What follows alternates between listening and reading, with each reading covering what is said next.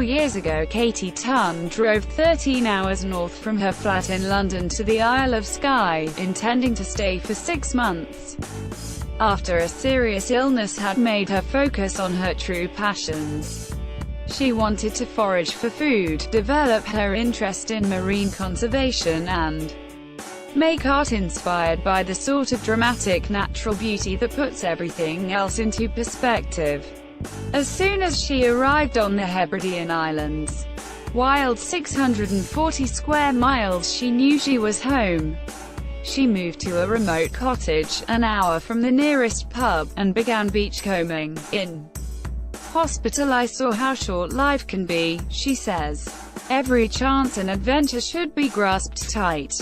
The outlook on life it gave me was worth every moment of nausea and pain. But Skye has a population of 10,000 and Katie realized she was hankering for even more solitude, so in 2016 she applied to become a participant on Channel 4's troubled reality TV series Eden, which saw her attempt to live in the Scottish wilderness with a group of strangers.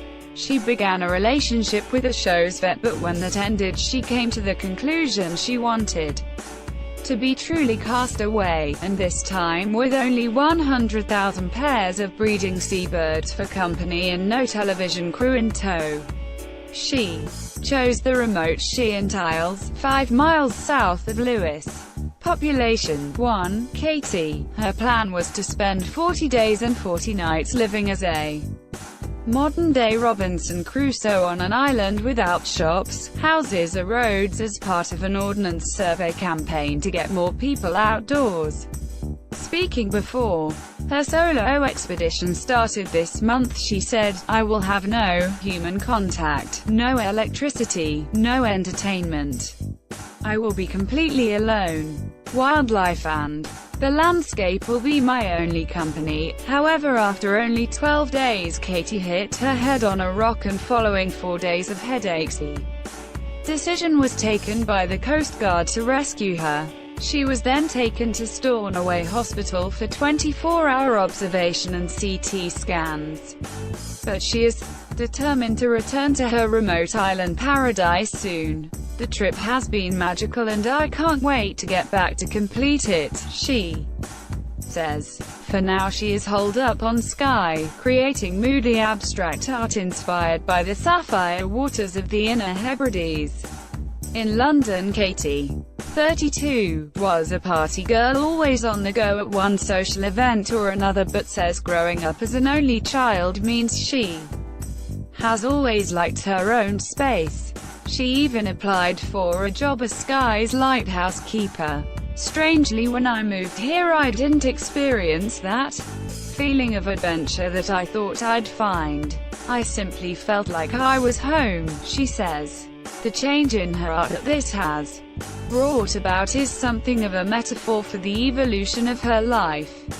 Katie, whose works sell for up to £1,600, began her painting career in the stuffy worlds of polo and military portraiture, creating works for patrons and polo clubs in Windsor and Ascot.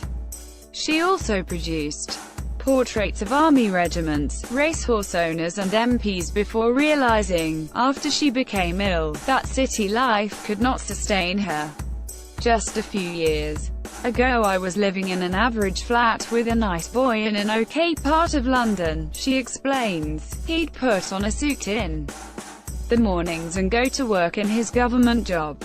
In the evenings would slump into our IKEA sofa and watch TV until it was time to go to bed." Katie started hankering for a rural way of life.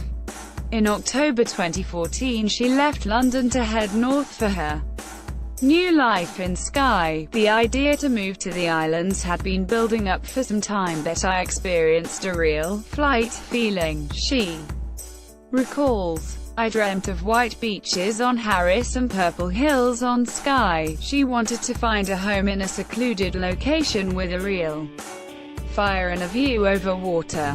It was her mother who coaxed her to go for it with a text message that read, "Be ************ our practicality. Every morning I wake up to the sea and the hills. says Katie. The majority of things that make me happy are free. I have sloughed off all the fake mates and now have only a small group of friends whom I see rarely but love dearly. Her military portraits have given way to abstract miniature oceans inside shells and huge circular paintings seared with gold.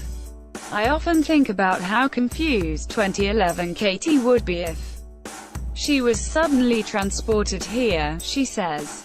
I wouldn't recognize the place I live, the people who speak to me, I wouldn't know anything. I had intended to get back to little rented flats and brunches in Clapham, but I can't leave now. Life is too short to live somewhere that doesn't make your heart beat a little faster.